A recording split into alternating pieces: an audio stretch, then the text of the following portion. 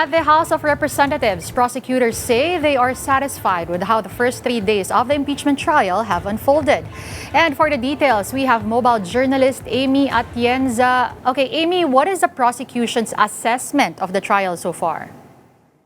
Yes, Denise, after 3 days of the impeachment trial against Vice President Sara Duterte, mukhang satisfied naman yung House Prosecution Panel kasama yung kanilang counsel dito nga sa mga naging resulta ng unang 3 araw ng impeachment trial. Nasabi rin dito ni na House Prosecutors Representative Isabel Zamora at Representative Rog Gutierrez na it was a good week for the prosecution. Patuloy naman nilang paalala Denise, na yung pagkapanalo, yung sinasabi nilang victory for this impeachment trial ay too early pa to determine dahil wala naman daw yan sa motions granted, kundi kung makikita na mako-convict nga daw ba si Vice President Sara Duterte, and it will take 89 more days para nga mapagdesisyonan din ng senator judges kung karapat-dapat nga bang i-convict si Vice President Sara Duterte. And after all, meron pa naman ding 89 trial days pa nga at meron pang 3 articles of impeachment at mas marami pang testigo ang makikita natin pagdating dito mismo sa impeachment ni Vice President Sara Duterte.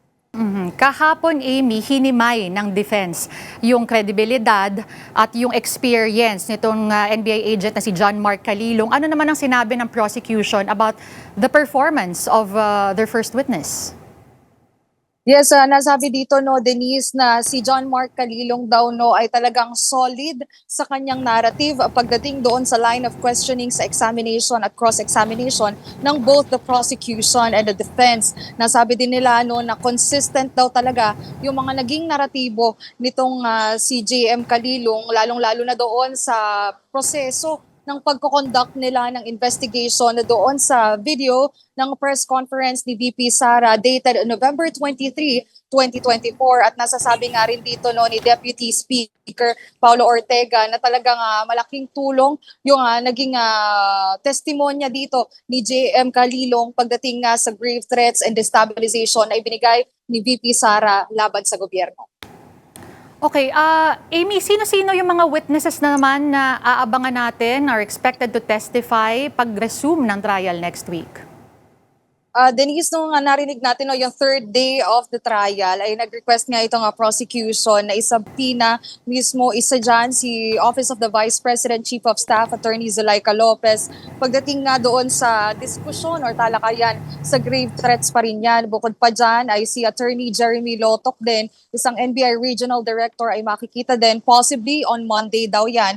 Parang mas matalakay pa yung investigasyon na ginawa mismo ng National Bureau of Investigation doon mismo sa video ni Vice President Sara Duterte confirming na meron daw siyang na-hire din na assassin para nga ma-assassinate si Pangulong Bongbong Marcos. At syempre, yung isa din dyan ay si Belinda Bello from the House of Representatives for the security measures naman yan. So we are expecting din daw, Denise, na mas magiging mahaba yung magiging talakayan, lalo na dahil 3 witnesses na ito and anticipated na 1 witness per day next week ang mangyayari sa impeachment trial.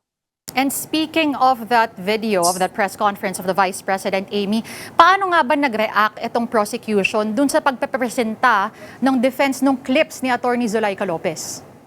Doon din sa sinagawang press conference kanina nasabi dito ni Representative Zamora na medyo nakakagulat nga raw na naipresenta yung video clips ni Attorney Zulaika Lopez. Pero ang sinasabi rin naman daw dito ni Deputy Speaker Ortega nga ay naging justifiable yung reason kung bakit kinakailangan nilang isubpoena as witness itong si Attorney Lopez pagdating nga sa ikalawang linggo ng impeachment trial ni Vice President Sara Duterte. And more than that, very crucial din na naipakita itong video clips ng defense team dahil this just proves and shows na yung video ng press conference ni Vice President Sara Duterte noong November 23, 2024 ay authentic as similar to what is said by the National Bureau of Investigation. All right, thank you for that report. Again, that was mobile journalist Amy Atienza.